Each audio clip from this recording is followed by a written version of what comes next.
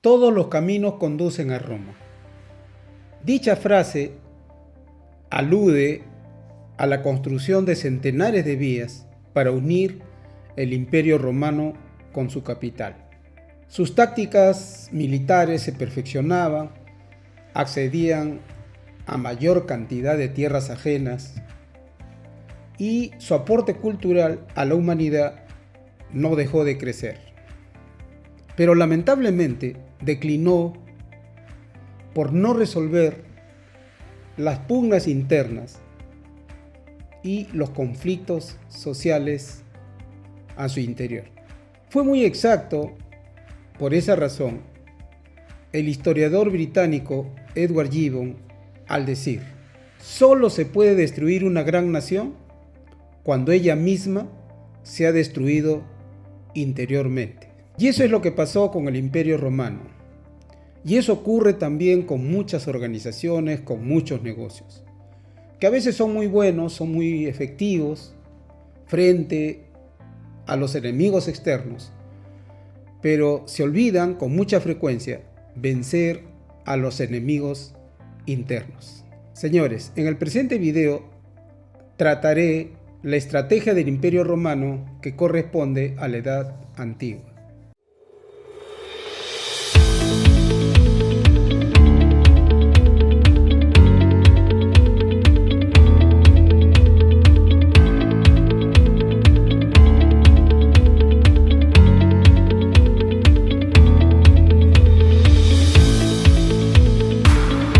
Estrategias en el tiempo. ¿Y su empresa en qué tiempo está? Después de la muerte del dictador Julio César, el Imperio Romano estaba gobernado por un triunvirato, conformado por Marco Antonio, Lépido y Octavio. Marco Antonio reinaba en el Oriente, Lépido en África y Octavio en Italia y en las provincias occidentales. Lamentablemente, Marco Antonio y Lépido fracasaron cada uno en sus respectivos reinos. ¿Qué se hizo en el imperio? Octavio, para cubrir esos vacíos pues dejados por Marco Antonio y Lépido, procedió a leer el testamento de Marco Antonio. Allí se establecía bien claro de que el único heredero era Cisarión, quien era hijo del dictador Julio César y la reina Cleopatra de Egipto.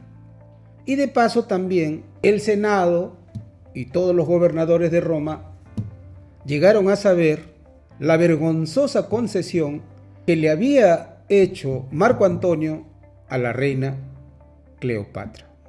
El Senado rechazó rotundamente a Cisarión y por el contrario declaró la guerra a Egipto. Fue así como Octavio, en la batalla de Actium, en el año 31 a.C., vence a Marco Antonio y el gobierno romano decide convertir a Egipto en una simple provincia del imperio. El Senado procedió después a otorgarle todos los poderes a Octavio, incluso el de sumo pontífice. Octavio, ya en el trono, asignó un sueldo a cada soldado, fijó el servicio militar en 20 años y ordenó que, cuando se cumpliera el servicio militar, se otorgue a cada soldado una suma y un lote de terreno.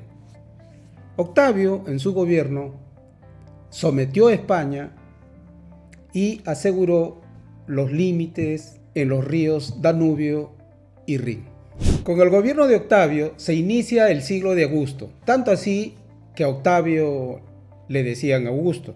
Le sucedió la dinastía Julio-Claudia, que gobernó desde el año 14 hasta el 68 después de Cristo. Su primer gobernante fue Tiberio. Le siguieron Calígula, Claudio y Nerón.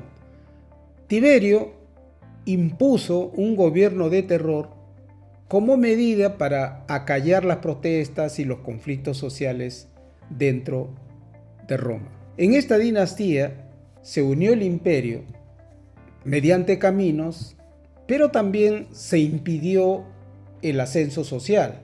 Por ejemplo, no podían ser senadores aquellos que hubieran tenido bisabuelos esclavos o que en el presente tuvieran bisabuelos esclavos.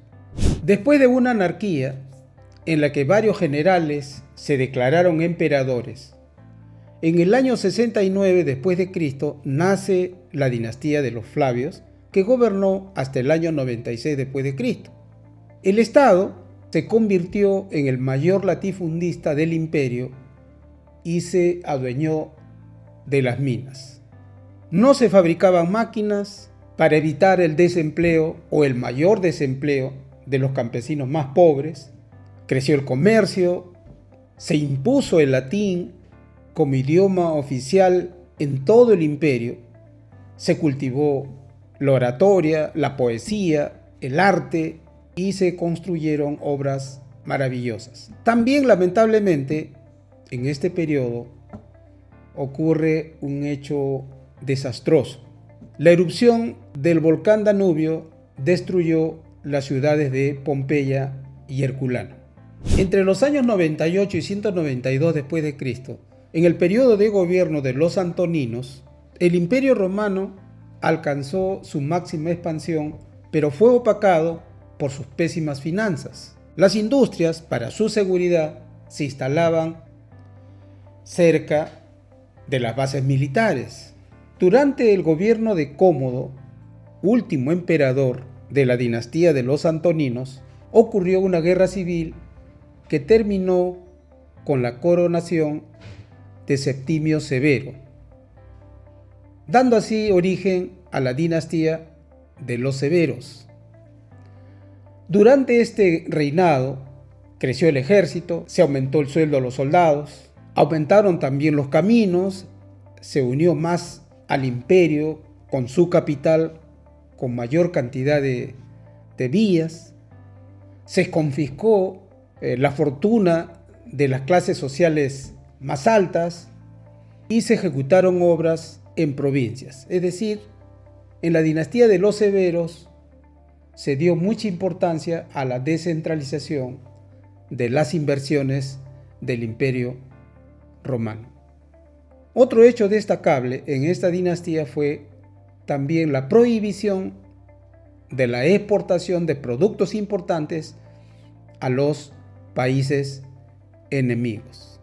En el gobierno de Alejandro Severo, último emperador de la dinastía de los Severos, ocurrieron grandes sublevaciones de esclavos y también invasiones de los bárbaros. Alejandro Severo es asesinado y reemplazado por Maximino el Tracio, quien gobierna los años 235 y 236 después de Cristo. Maximino el Tracio continuó con la represión de esclavos y también enfrentando a los bárbaros.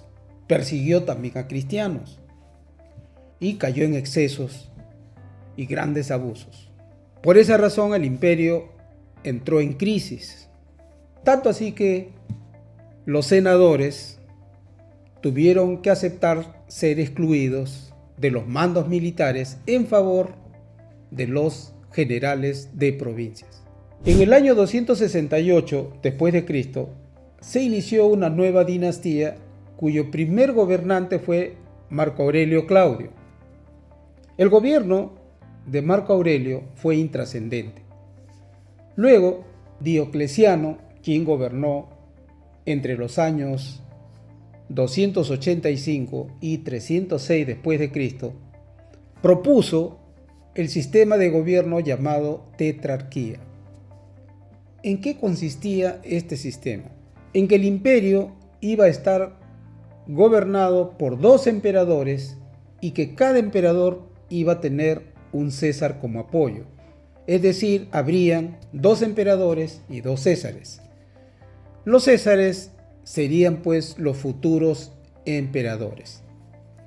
Desafortunadamente, este sistema no funcionó y fue así como se corona a Constantino como único emperador de Roma. Su cultura y enfoque en el desarrollo militar fueron las bases del crecimiento del Imperio Romano. Su lenguaje, su religión, sus leyes, su arquitectura estuvieron influenciados por sus países vecinos. Todo esto enriqueció pues la cultura del Imperio Romano. Sin embargo, por su ineficiente control económico, por no solucionar esas pugnas internas, esas ambiciones por el poder, y por la mezquindad y falta de humanismo de los emperadores, el Imperio Romano se convirtió en una organización déspota, desordenada y encima económicamente ruinosa. Por esas razones y por las desigualdades que produjo, desapareció. Fue destruyéndose por dentro y desapareció. La mayoría de sus decisiones sociales no fueron porque los emperadores lo habían planeado. Estas decisiones nacieron a partir de las protestas de las clases más oprimidas.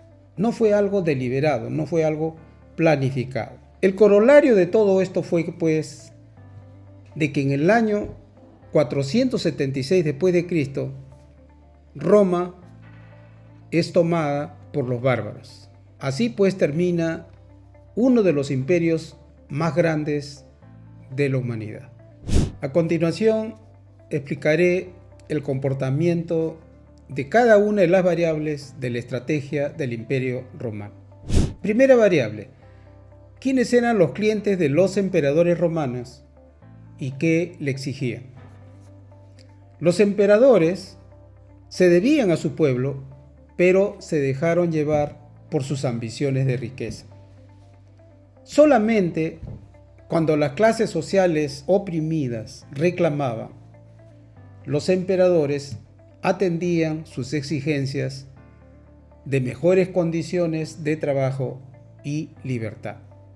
En el imperio, pues, hubo una gran desigualdad. Segunda variable: ¿quiénes eran los competidores de los romanos y cuáles eran sus fortalezas y talones de Aquiles? Los ejércitos romanos estaban felices y cohesionados por los incentivos que recibían. No se olviden que en las diferentes dinastías se le otorgaba pues a los soldados un sueldo y encima tenían la promesa de que al terminar el servicio militar recibirían pues una suma y un lote de terreno. El ejército romano rivalizaba con aquellas ciudades que no aceptaban la corona romana, y eran muchas. La fortaleza de sus competidores en cuanto a tácticas de combate eran aisladas, no era algo general. Y las debilidades clave eran la inferioridad numérica y el desorden de sus tropas. Por el contrario, pues el ejército romano siempre, en la mayoría de los casos, rivalizó en base al principio de la fuerza, del número, y era un ejército bien ordenado y que poco a poco fue mejorando sus tácticas de combate. Lo que disputaban allí era generalmente zonas estratégicas comerciales y la soberanía de las ciudades. Variable 3. ¿Qué ventajas crearon o desarrollaron los romanos? A la par que elevaron la productividad y la calidad de sus productos, desarrollaron la ventaja competitiva de la belleza en sus construcciones y la ventaja competitiva de la trascendencia en sus obras culturales. En el campo militar mejoraron la falange griega y crearon las legiones. Cada legión llevaba un águila de plata como símbolo distintivo y competían entre sí para generar, para desarrollar un mayor valor y sacrificio. de los guerreros. Cuarta variable. ¿Cuáles eran las formas habituales de competir y cuáles fueron las estrategias de los romanos? En el terreno militar existían dos reglas de juego. Una era competir en base al ingenio táctico y la segunda era aplicando el principio de la fuerza, del número, de la cantidad, de la masa. Los romanos no cuestionaron ninguna de ellas. Lo que hicieron fue mejorar cada vez sus tácticas militares. Ellos fueron aprendiendo de los continuos enfrentamientos que tenían con otros países, con otras ciudades. Y también los distintos emperadores fueron incrementando la cantidad de recursos bélicos. En el campo económico se competía en base al volumen y a la calidad de los productos. En ese entonces, pues, el volumen daba mayor poder de negociación.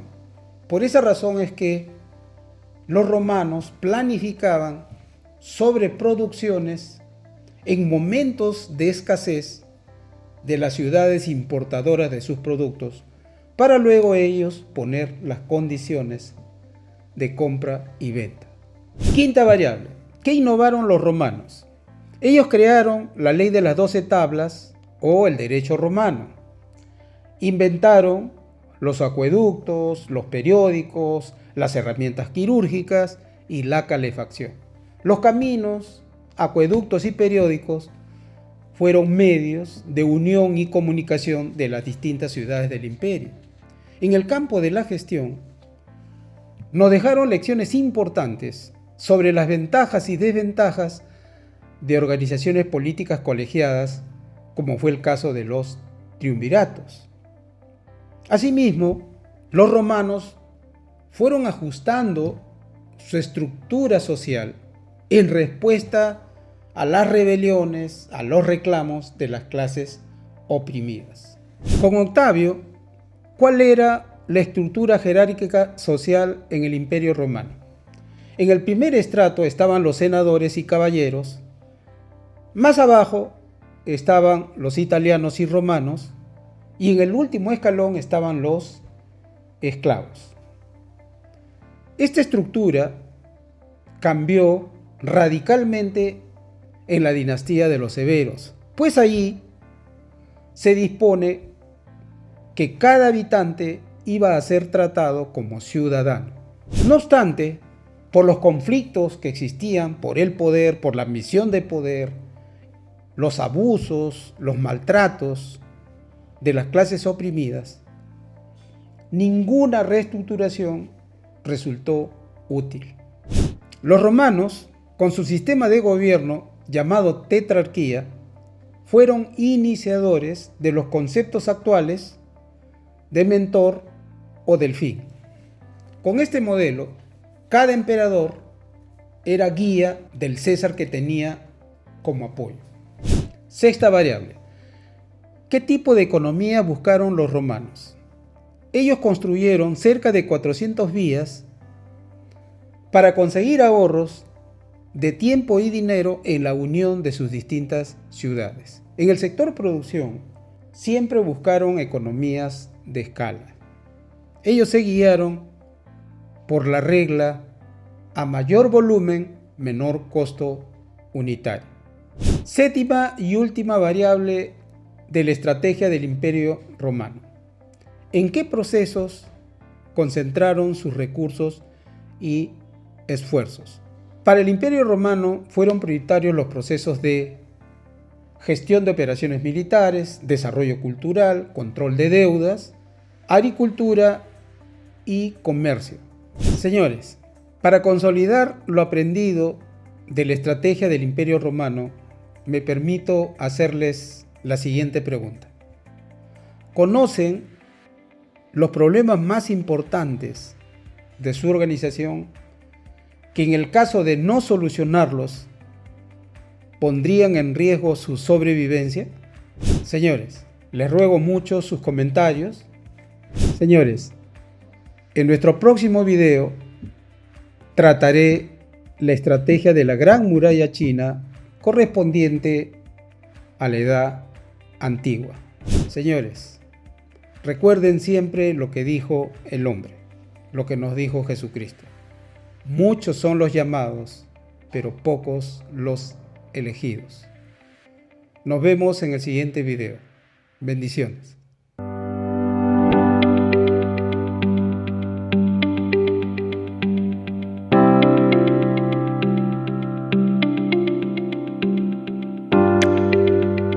Señores, en nuestro próximo video trataré la estrategia de la Gran Muralla China correspondiente a la Edad Antigua.